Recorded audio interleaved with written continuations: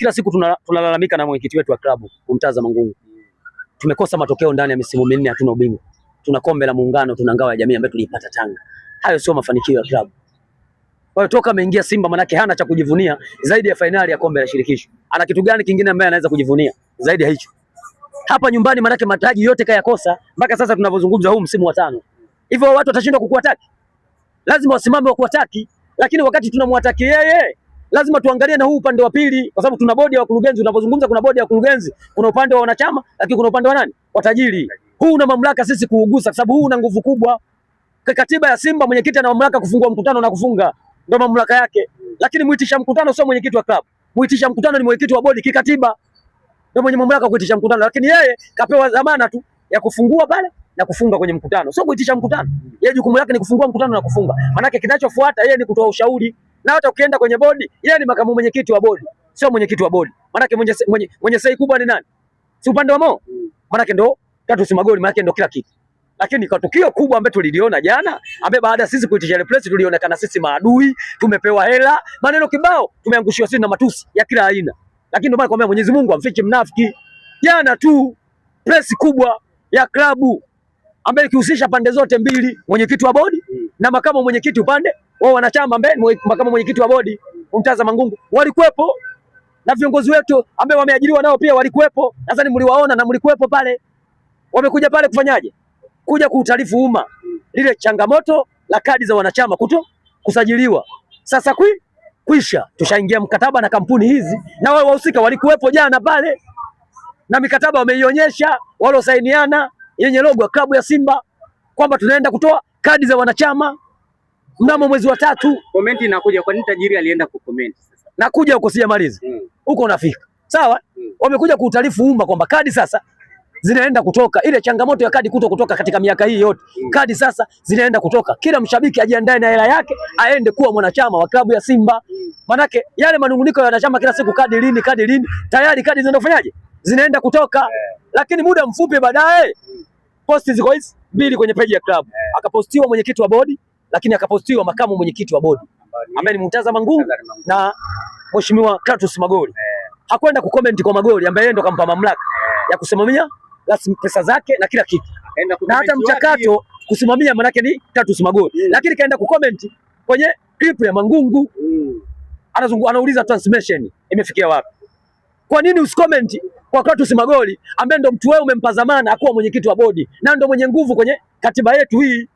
Sawa? Ambaye saizi tunaingia kifua aende kufanywa maboresho, irudi upande wetu, isikuwe upande wake. Je, swali lile itakuwa muulize Mangungu, aitakuwa muulize mwenyekiti wake aliyompa zamana kumsimamia kwenye jambo lake?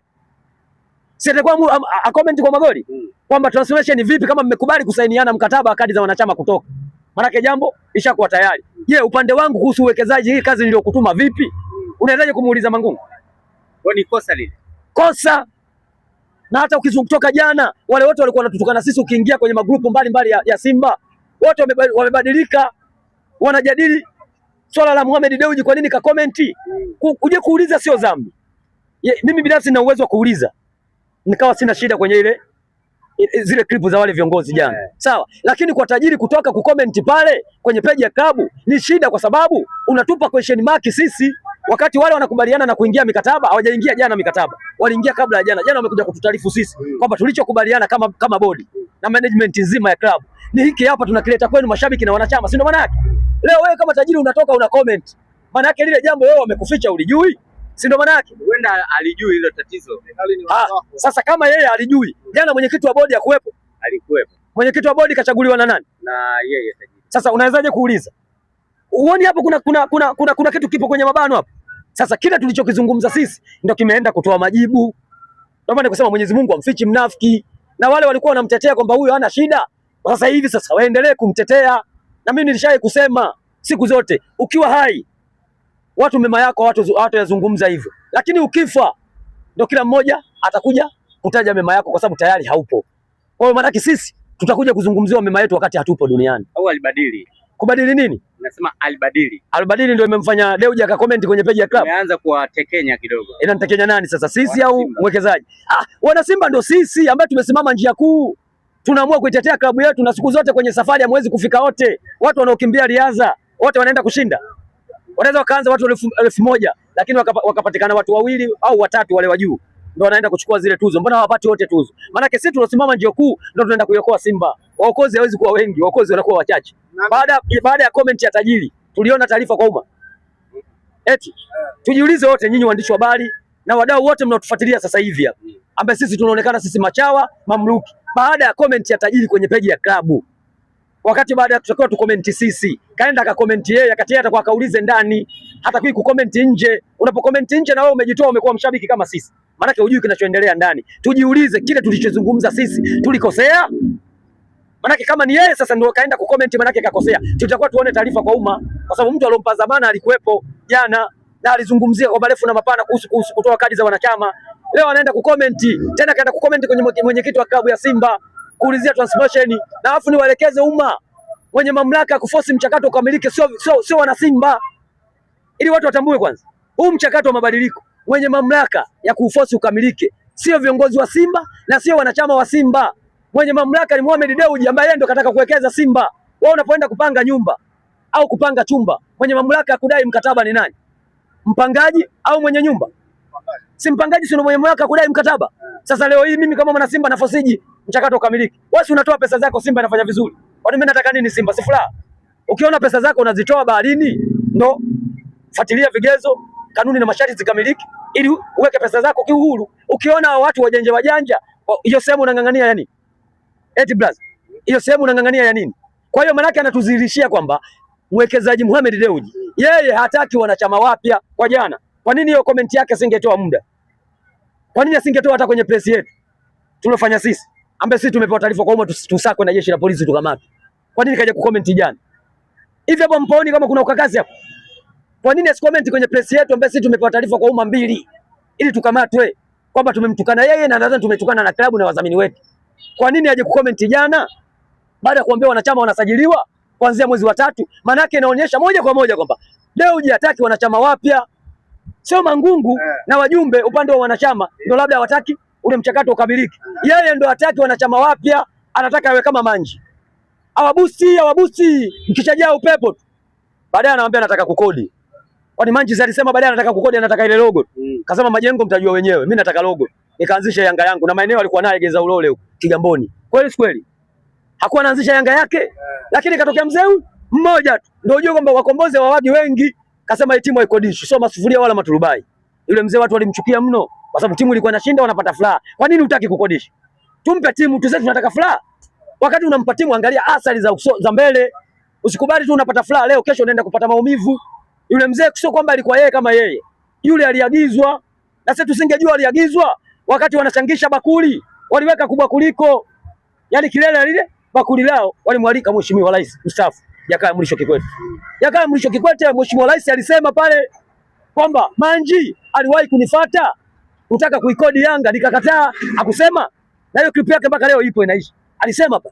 Na mimi ndo nikapata basikio. Kumbe yule mzee wakati anasimama asema hii haikodishi, haikuwa yeye. Kumbe ilikuwa kauli kutoka kule, ila yule ameshindwa kutoka na kusema kutokana na sekta aliyokuwa nayo atakiwi kutoka na kuzungumza. Na hili ambalo linaendelea ndani ya Simba na nyinyi kuna watu ambao wanawasukuma pia. Nitakujibu huko. Ngoja nilizungumzia hilo huko, nitakujibu kwa sababu mimi siku zote nasimama njia kuu, sishindi kujibu. Huko nitakujibu kwa sababu yule alitoka akasema, sisi tukaja tukapata majibu kwamba kumbe fulani ndio alimtuma fulani kwenda kufanyaje? Kwenda kusimama na kukataa kwamba hii haikodishwi. Na kweli timu haikodishwi. Sawa? Na yule mzee tunavyozungumza saizi tumtakie kila la heri, hayupo hapa duniani, yuko mbele ya haki. Tumtakie makazi mema huko. Maana yule ndo alinusuru klabu Manchester Code.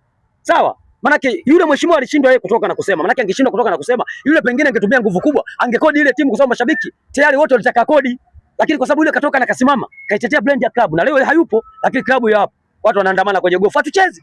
Mngeandamana leo mtucheze. Mngeenda kuandamana kwenye familia ya Manji. Kwa sababu ingekuwa timu yake na familia yake. Sababu kasema Yanga yetu ilikuwa inaitwa Yanga yetu. So Young African sio tena, ilikuwa inaitwa Yanga yetu, ndio jina ambalo alijiandaa. Lakini ilikuwa yeye na familia yake. Maana yake ya kwao. Sio wana Yanga tena. Sio, umeelewa kwa makini? Kwa hiyo na hili unaoniuliza wewe kwamba na sisi labda kuzungumza vile kuna mtu nyuma. Kama atatoka, atasema, ndio utakuja utaniuliza kwamba kulikuwa na mtu nyuma.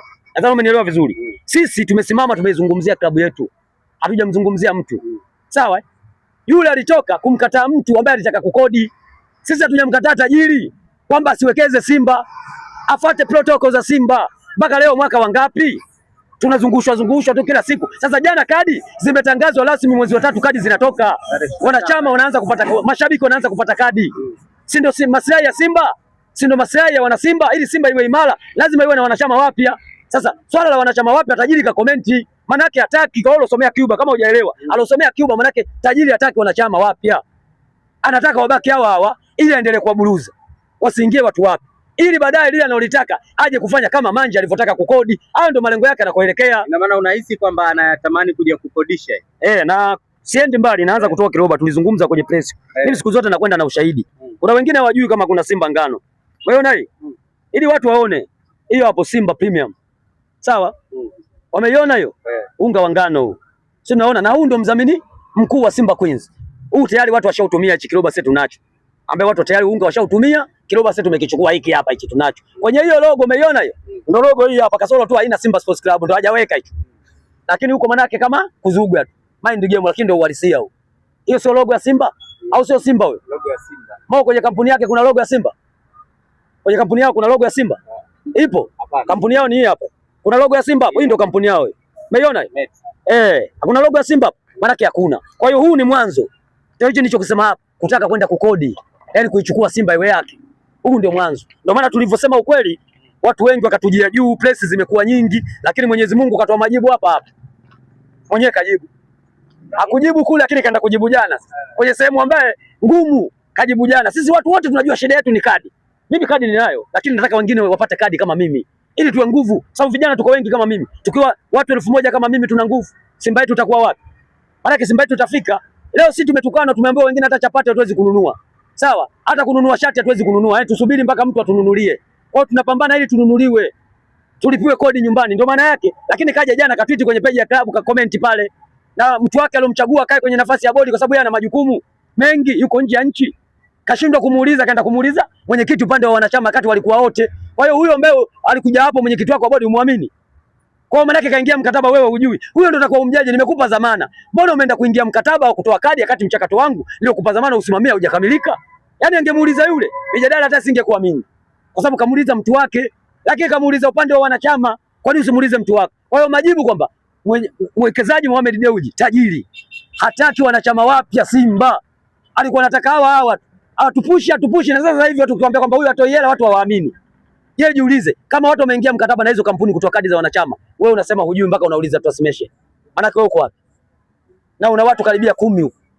Umewapa kazi kusimamia pesa zako. Wewe uko wapi? Maana yake kwamba yeye anataka kwenda kutununua. Kwa hiyo wale wana Simba ambao walikuwa wanatuona sisi machawa na wanafiki, majibu haya hapa. Sasa tuzungumzi mengi. Sasa leo hapa tunapalia mkaa tu biliani. Ili hivyo watu wale. Si tulionekana wanafiki, lakini kuna baadhi ya watu ambao walikuwa wanachajadia sisi tukamata. Wanacheza na ngoma kabisa za Kizalamo. Wengine wanacheza ngoma za Kimakonde. Wengine wanacheza ngoma za Kiruguru. Tukamatwe tu. Wewe mnamwambia tajiri, wahuni hao. Haya jana kati ya sisi na yeye tajiri ambaye ka comment kwenye page ya klabu kushangaa lile ambalo limetokea jana, anauliza translation pale atakuwa aulize yetu ulize sisi. Lakini Nandi tunapozungumzia tajiri, lakini na yeye ni mwanachama wa klabu ya Simba, maana pale ameuliza kama mwanachama. Bwana, yeye ni mwanachama wa klabu ya Simba, lakini kwa nadhifa yake aliyokuwa nayo hana mamlaka ya kutoka kuuliza pale. Kwani wajumbe wa bodi wa klabu ya Simba wali comment pale?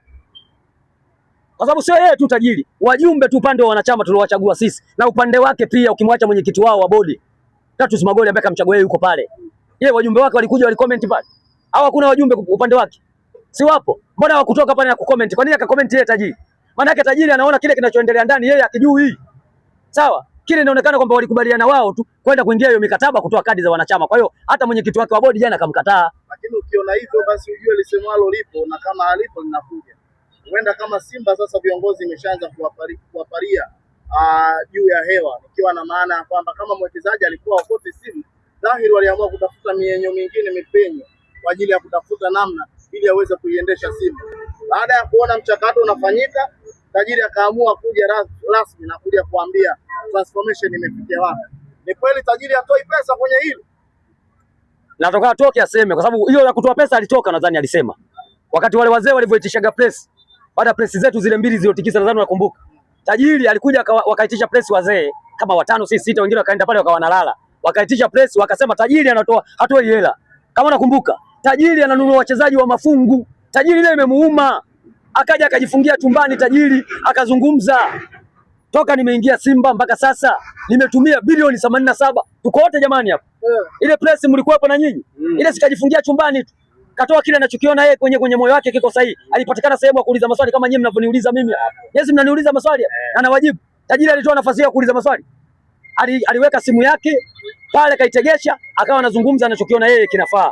Sawa? Usikizungumza. Baada hapo asubuhi tukaona kwenye peji ya klabu imepostiwa kwamba tajiri katumia bilioni 87. Na ile bilioni 20 ni sehemu ya pesa ambayo imetumika kwenye pesa aloitoa. Sasa mimi nimejiuliza swali dogo. Sisi tulikuwa tunasubiri taarifa yake anaongea nini?